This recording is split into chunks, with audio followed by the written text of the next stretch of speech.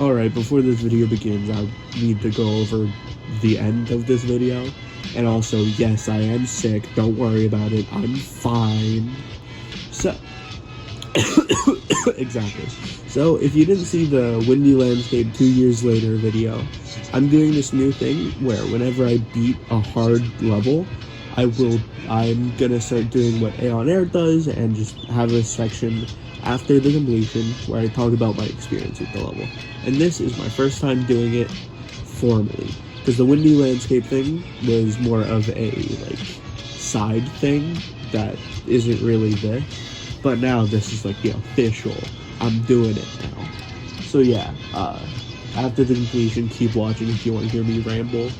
Very sickly because allergies suck. Here is my new hardest, Elysian Aegis, or however the hell you pronounce the name.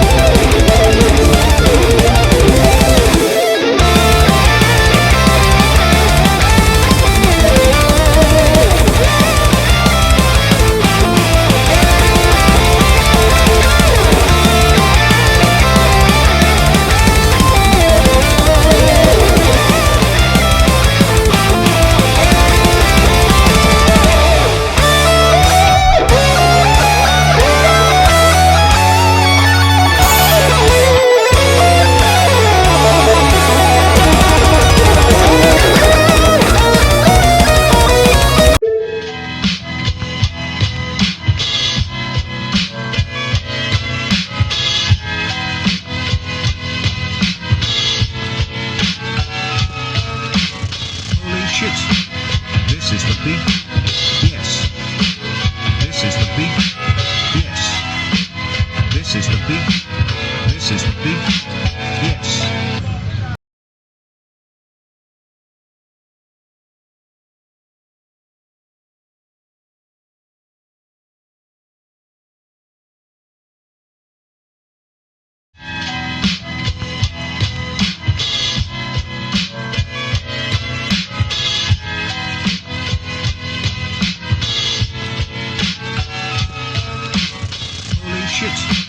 This is the beat. Yes. This is the beat. Yes. This is the beat. This is the beat. Yes. Alright, so... oh my god, dude. I was debating on whether I should actually record this now or later, because I'm obviously in the emotions of just beating a new hardest after playing it for 8 months. But I just decided to go ahead and get this out of the way, because I just really want to ride this high while it's hot. So today, what the f is the date? The 24th of whatever month it is, I beat Elysian Aegis, or however you pronounce it. Earlier today, I uploaded progress of me doing 17 to 100 and getting 71% on the level. And then a few hours after, I got 93, decided, oh, I should lock in, and then beat the level not too long after.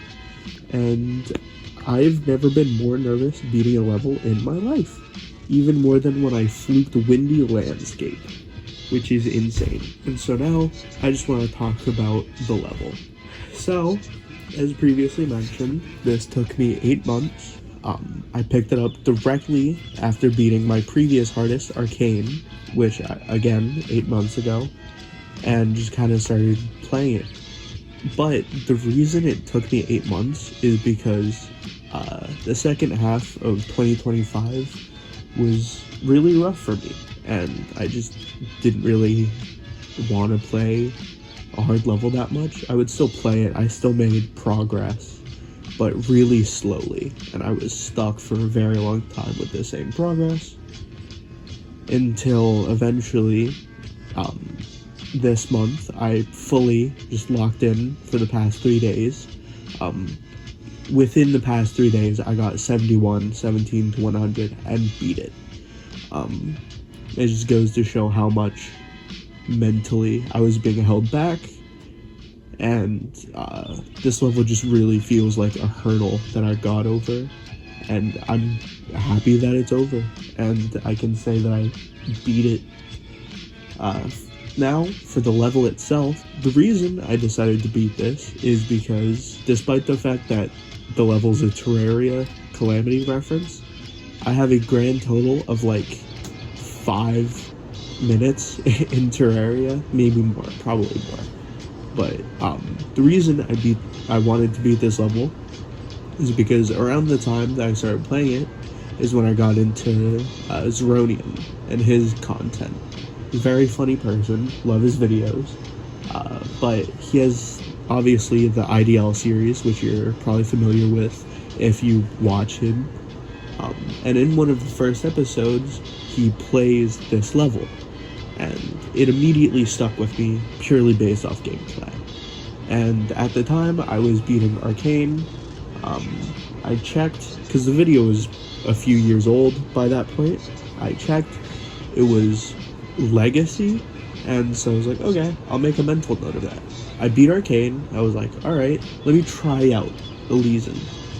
And I tried it, and originally I was gonna ladder to it, but I just found myself keep playing like practice runs of it. I just kept doing practice runs of it, and I eventually decided that I would just try and beat it. Flash forward 8 months. Do I regret my decision? Not at all, because this level, despite what I went through while playing it, is really good. Before I start talking about the level itself in detail, I just want to section off how I'm going to review each part. So we have the pre-drop, which is 0 to 17, and that's all I can remember, so I'm not even going to try. Then we have what I label as the drop, first half of the middle, second half of the middle, and then the ending. So this level is very, very choke point heavy. You have genuinely difficult clicks, and then you have inconsistent garbaggio. A lot of the pre-drop is easily the hardest part with the most choke points, which makes playing from zero kind of frustrating, especially when you get to the drop, which has the buggiest gameplay in the level, and it's really annoying passing the pre-drop, getting to the drop, and dying. And then you get to the two middle sections, and they're both, the first half of the middle is hard, but it's a consistent difficulty, and it doesn't really have any major choke points. The second part of the middle has 1 or 2 choke points that I kept dying to. It got pretty annoying, but nothing too bad. And then the ending is easily the most consistent part. It's the easiest part, in my opinion. There are no choke points, and the only reason it's difficult is when you have nerves, which, after 8 months of playing, nerves get kind of bad on this level. I'd probably say gameplay-wise, the ending is my favorite part, because it's super fun and consistent, and it just feels really satisfying. But to be fair, the entire level is satisfying, especially the drop, as well as the end. But with the drop, it's satisfying when it works, and it just really doesn't work all that often, especially this one click at, I believe, 36.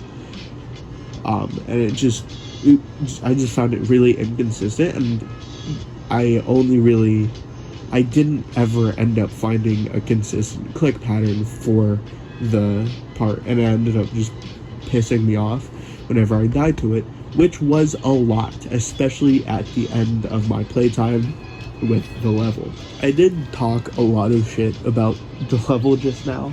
It might lead you to believe that I hate the level, but I really didn't. Despite how buggy and choke point heavy the level can be, it's really fun. And when it's consistent, and when you're able to actually do the parts, and when you do the parts, it is some of the most fun I've ever had in the game. And that last session where I beat it, where I got 93 and then beat the level, was easily the most consistent I've been at the level, and it was the most fun session I've had in the game, in the level. I don't know about the game, but it's fun when you're not dying to stupid bugs that are really annoying to deal with, and just that's what really kept me going, is how fun the level was. There were points I didn't, like I said earlier, I didn't really play the level consistently until the end of the playtime, because I just didn't really have the motivation, and so I never really had the time to get good at the parts. So near the end, when I did get good at the parts, it easily when I had the best time with the level. But even when I wasn't good at the level and I was consistently dying in stupid places, couldn't get past the pre-drop, died in runs like an idiot, it was still some of the most fun I've had in the game. And I will stand by the fact that this level is a fun level, as long as you can look past the inconsistencies, the choke points, and everything. And it really is just a great time to play. I would give it a 10 out of 10, but it's really, unfortunately, I can't look past the choke points that much. But it's a solid 8.5 if I had to. It's a solid 8.5 out of 10 if I had to rank it. A lot of that does also come from the song and decoration, which are both stellar, easily the best. The song is the best part of the level, especially the click sync. The click sync is what makes this level as satisfying as it is. Without click sync, this level would suck. Probably not, honestly. Okay, a few things I forgot to mention that I was just gonna add in the description of the video that I thought about for 2 more seconds. It's like, now they're important, I should include in the video. First of all, I consider this a jump, because this is somewhere around, I haven't checked it, I probably should have checked. Flashed up on screen, editing night shine, boom, whatever legacy, IDL, and my previous hardest, Arcane, in my opinion, is entry, insane, and around the same difficulty as Magma Bound. In my opinion. So in my opinion, I do consider it a jump. Pretty significant one. I don't care about your opinion, that's my opinion. Also, one